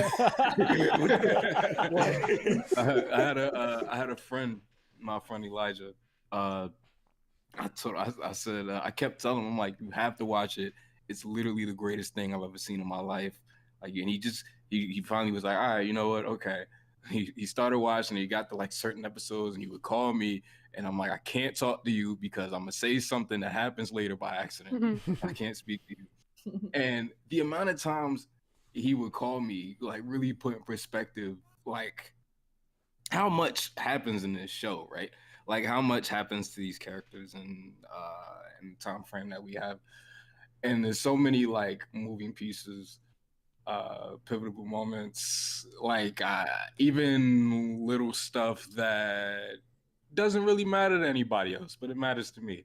Like hearing Issa Rae's voice come out of a cartoon was really cool, or like Angela Bassett, or even there's like a really, really stupid joke and like where BoJack brings up the Brat for some reason. It's like, what part of this audience knows who the Brat is? But like, I feel like I don't know. I like that. I like that type of thing, and I feel like shows like BoJack are really important to fixing whatever the stigma of animation is, and how people view it, and how people think it can be handled. And I think it's really it says something, because okay, when you hear people talk about the most mature cartoons they've ever seen, right? They talk about maybe like The Simpsons, or they maybe talk about like Hey Arnold. But even though like those characters have like really out there designs, The Simpsons are yellow and Arnold has a football head, but at the end of the day, they're humans. So that kind of morphs your suspension of disbelief, right? Because they like, you still kind of feel like you're looking at people, but the fact that they did this with like not only just like they did it with a horse, but they did it with like they did it with a mouse too. Could you with a mouse? Nah, but they did it with like actual they like, it's like cartoon physics. They like make like stupid animal puns. Like, it's still really stupid and it's still really, really funny. But they were able to create something that was so real, and it felt all these characters feel more real than people I've ever met in my life. And I think that's why, like earlier when I said like there's just certain shows or movies where like they're so good that I get frustrated. There's like BoJack, there's like King of the Hill, there's like Do the Right Thing. Like certain things are just like, they're just so good that I get frustrated. And that frustration comes from the fact that I can't figure out how they did it. Like, I mentally can't fathom how you could even, your brain can get to the point where you could write some of these lines. Your brain could even get to the point where you create such real characters that don't even feel like they're written. They feel like you're just watching a conversation or listening to like a podcast from somebody that's actually right in front of you. Like, and they're separate from the actors somehow, because when I hear Will Arnett, I just hear Will Arnett. I don't hear BoJack. But when I see the horse, I hear BoJack. You know what I mean? Like, it's I don't know. It's a once in a lifetime kind of show. Yeah. I think that's really all it is. And nobody, when the first season came out, nobody would have possibly, there's no way. If you tell me you did, you're lying. Nobody would have thought that it would have became this. Yeah. I know everybody kind of said that their least favorite season is the first season. It's mine too, but I only feel that way because I've seen it too much because I've been showing it to people. Mhm. If I hear Neil McBeal, the Navy SEAL, one more time, I'm gonna explode.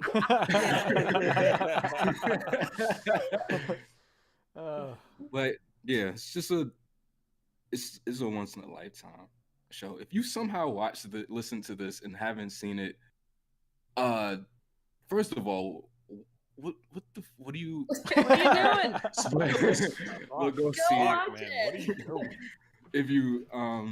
If you have seen it, go see it again. Go buy the books. Go buy the Blu-rays. Like, it really is a once in a lifetime creation made by a group of people that like I just can't. I could have 1,000,001 conversation with them, and I still just won't be able to figure out how they did it. That is part of the legacy that I love. That I'm a sucker for all the team behind BoJack, from Raphael, Lisa, and to the guys drawing the hidden jokes during boarding and all that. So for me, that's what I love about the show being so acclaimed by the critic and all that, is that this guy's got like a star pass or whatever you call this, to keep telling stories like that. I mean, Raphael is gonna keep telling stories using that unique voice that he has, that made you cry and laugh and feel things in a way that you cannot explain. Like, why am I feeling these feelings right now watching this thing? So I'm crazy to see what he's gonna do next. I mean, we saw, if you guys watch it, Undone, it's right up in that alley. So, and Lisa Hannawalt with Took and Birdie keep like, I don't know. I would love to see her brain for just a second, just to see what the hell is going up there, because she can have this weird creatures coming up and telling this stupid, funny jokes. So I'm glad that she's gonna continue doing that with season 2. So it's great. Like, these guys are gonna stick around. They're not going anywhere, and we're gonna have more of that. So we have to thank BoJack for that. I mean, it's not everyone who got that chance, who gets that chance to do like 6 seasons. That's impressive. So yeah, I love it. There are a couple of type of shows that inspire other types of art. There are the we have to do this to get to the good stuff type of show, which in my personal opinion, I think Big Mouth is that type of show. You have to get through a show like Big Mouth to get to a really quality show that talks about what Big Mouth talks about. Whereas BoJack Horseman is, I believe, a trendsetter, where it's, I have my issues with some of the things it did, but you will not catch me saying BoJack Horseman is not a work of art. It is something that I remember during the time it came out. Adult animation was getting this reputation of being more juvenile than actual kids' cartoons. Even though we had plenty of gems out there like King of the Hill, Futurama, etc., it was just getting that reputation. And then BoJack Horseman came out with Deception of having that same type of show, a horseman. Oh, this looks pretty idiotic, and then it surprised so many people with just how impactful it was. And just for me personally, I was so shocked with how good the story was. Like episode 4, season 1, I remember like the first 3 episodes, I thought I was done. Season 1, episode 4, after that, I was hooked. Like every episode, I wanted more. And the story was just so enticing, and the lessons it taught really spoke to a lot of people. So I will always remember it as one of the trendsetters of cartoons. Now, I hope it's a trendsetter in the correct way. I hope it inspires more cartoons like Tuca and Birdie, rather than like a bunch of the Family Guy ripoffs we had, where they try to do Family Guy but they're not as good, or a bunch of the South Park ripoffs. Now, I hope it inspires cartoons in the right way, but I like that there's something out there like BoJack Horseman where you can look at quote unquote adult situations and you can treat them with the severity that a lot of people think about when it comes to those situations. For me, in particularly, the view from halfway down, just the fear of death, just I hadn't encountered something that put it so vividly, described it so vividly how I felt. Um, and that's all I got to say about that. Yeah. I think I can have a few words. BoJack Horseman is definitely one of those shows that when I originally heard of it, I thought, oh, it's an adult comedy show, whatever. Like I didn't watch it when it first initially released. I came in, I think, around once season 2 was already out. And like I came in when everyone was telling me, "Oh yeah, it actually gets pretty interesting. It's like there's actual major consequences to the characters and all that, and it gets like deep and introspective about things." I'm like, "All right, let me check it out." And like everyone was warning me, it's like, yeah, the first 3 episodes are a little wonky here and there. They kind of fall into the like typical adult humor stuff. Not as bad or nowhere near as bad, but just a little like, just okay.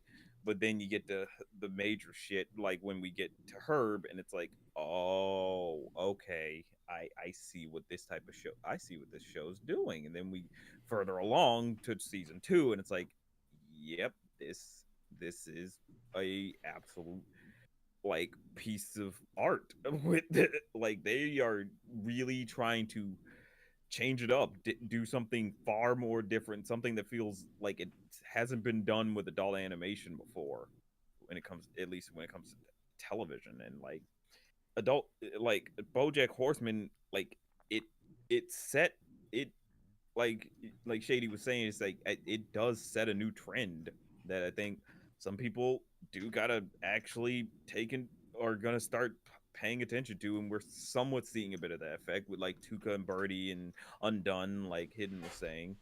Like they're starting to realize, oh, we don't have to just do juvenile fart jokes or overly sexual jokes. But like if we're gonna say something sexual, we can have a bit of commentary, and it can actually come from a genuine place of people who lived that stuff instead of people who feel like they're just virgins making inappropriate jokes. Yeah.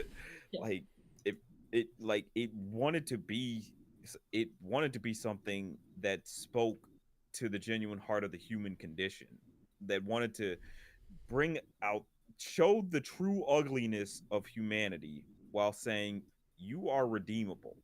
You can fix yourself. You're going to reach the rock bottom, or more or less, if anything, you're never going to reach a rock bottom. What you're going to do is you're going to fall, and you're going to keep falling, and you're going to keep falling.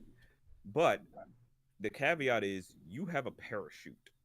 You can either pull the cord to maybe save yourself, or keep falling. And I think that's what the show ultimately came out to show us. With BoJack, it's like he kept falling and falling and falling, and he would but he could pull the parachute. Sometimes he pulled the parachute, but then he'd cut the line and then fall again. But he had a backup. But sometimes he cut that backup, but he had a backup for that backup, and so on and so forth. And like I think that's just the great genius of it, is that BoJack, yeah, he's a terrible person, but he's not a bad guy, if you get what I'm saying. He's someone who he does awful things and lets shit get to his head, and it can hurt a lot of people around him. But sometimes it's not a matter of he genuinely wants to cause harm. It's a matter of he genuinely just doesn't know how to handle people because he was never taught how to handle people, how to be around people. And I think that's something that's more powerful than just simply you have a good guy who is just trying his best but sometimes comes up short. It's like, no, you have a bad guy who genuinely wants to do the right thing, or a terrible guy in this case. And I think that's just something so poignant, so beautiful about Horseman, and I think that's the legacy that the creators went out for, is to show us that humanity, you're not lost. You can still find your way. You can still, you're gonna trip, you're gonna fall, but you got, like I said, you got arms, you got legs. Get back up and keep trying, keep pushing. It doesn't stop. Like, you do the hokey pokey and you turn yourself around. Uh-huh. I think that's what it's all about. That feels like the right place to stop talking about the legacy. That's perfect. Sounds like something they would do on Family Guy, you know? Tariq, you had to go there. Yeah. Next, you're gonna look at my profile picture. Now Tariq's gonna drop a Skillshare ad. And yeah, okay. So Skillshare is an online learning community. Just play the light by comment in the back. That's all right. It won't get demonetized. Okay, so I really wanted to do a Q&A, but we're coming up on 2 hours now. And so everyone who dropped a super chat, I want to just let you know, I'm going to go through all of the super chats and I'm going to put in the comments of this video. I'm going to leave this video up afterwards. And in the comments, I'll post those super chats and my response, and y'all can respond to that stuff if you want to. And if anyone has any other questions, feel free to post them in the comments here. And, you know, I'll do my best to answer as many as I can. And I'm sure some of y'all will do the same. I want to do the sign off, but I want to say, before we say goodbye, no one leave, because we have a really great fun surprise that I don't even want to spoil for anyone, to end this show. But so for now, I just want to turn it over to all of you. We'll go down, just plug whatever you want. And I want to make sure everyone follow everyone in this stream, because this was so much fun to talk about this show, and I can't think of a better group of people to have talked about it with. So please go follow all their channels, follow all their socials, and give them all the love they all deserve. But yeah, let's go down the list and just plug whatever you want. And before we sign off, Laika, you want to go? Yeah, I mean, I'm BoJack Hidden Jokes on Instagram. Make sure to take a look at the Free Tuber project on YouTube as well. It's my little baby. We recreated that episode with 200 people, and it was so much fun. I'm always on Instagram, so those are my two plugs. And letters to BoJack.com. Go read those letters because they are amazing. That's it. All right, Keeks. Hey everybody, I'm Offbeat Kiki. I make long-form cartoon retrospectives and play music, and sometimes I play music from cartoons. And I like to talk about life lessons too. Just I try to always throw them in there. Man of 1,000 Thoughts. Hello everybody, I'm Man of 1,000 Thoughts. I review cartoons and cartoon accessories. Make sure to go to my channel and make sweet love to that subscribe button. I mostly do reviews of pretty much anything new in animation. So if it's a new show, you can expect a review pretty much within like the next day that it dropped, maybe later, within the same week, either or, pretty much. Follow me on Twitter at Mann Lightfoot. That's MANN Lightfoot. And subscribe to my channel on YouTube, Man of 1,000 Thoughts. All right, Shady. Hey, hello, how do you do? Shady Doorags here, and welcome to this stream where I am now going to plug in my channel, Shady Doorags at YouTube. You can find it very easily. I talk about a lot of different things on there, but mainly cartoon analysis and reviews, and that's about it. I'm mostly known for adult animation, though I do vary from time to time. Right now, we are talking about Avatar: The Last Airbender. Every single episode of Avatar: The Last Airbender. Oh, no. You can also follow me on Twitter if you would like, if that's your thing. I won't judge you. Yes, I will. And that's all I have to say. This has been Shady Doorags. So long. Farewell. La vie de scène. Wait, what's the last part? I was gonna say it along with you, but I didn't want to step on it. That was great. ToonrificTariq. ToonrificTariq. You can find me on Twitter at king of_the black people. Yes, I'm doing the same joke. multiple times. Head of the Issa Rae fan club, head of the Offbeat Kiki fan club. Oh my god.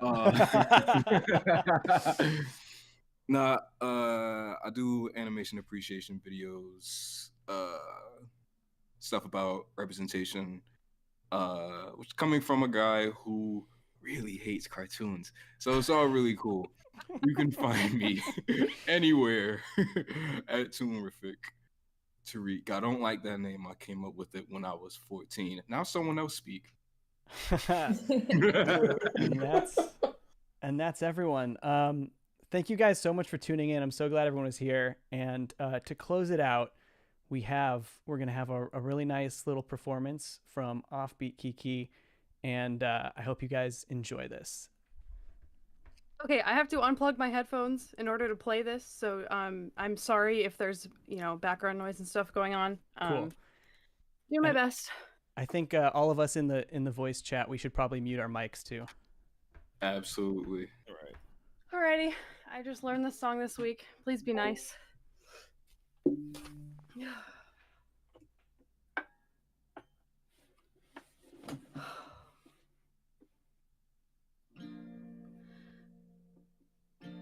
Mr. Blue, I told you that I love you, please believe me. Mr. Blue, I have to go now, darling, don't be angry.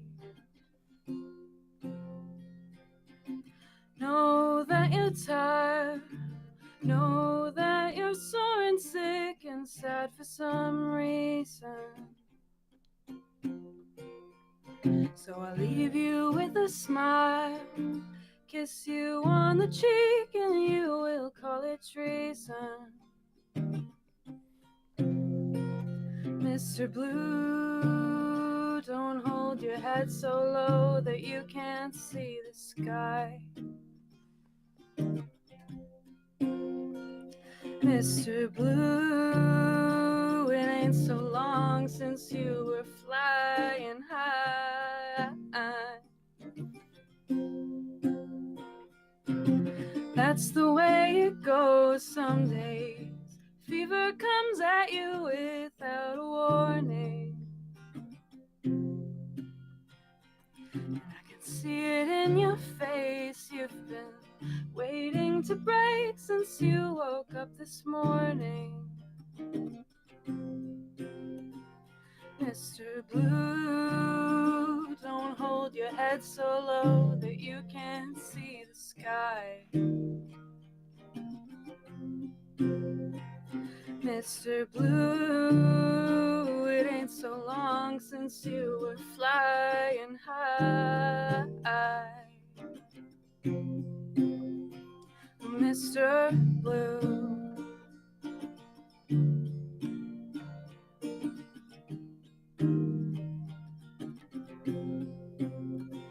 Mr. Blue.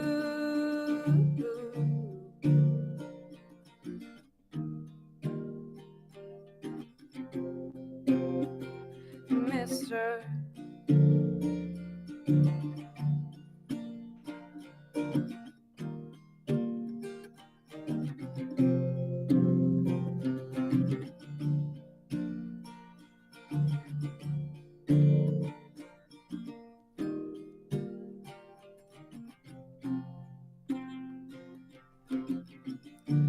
Mr. Blue, I told you that I love you, please believe me.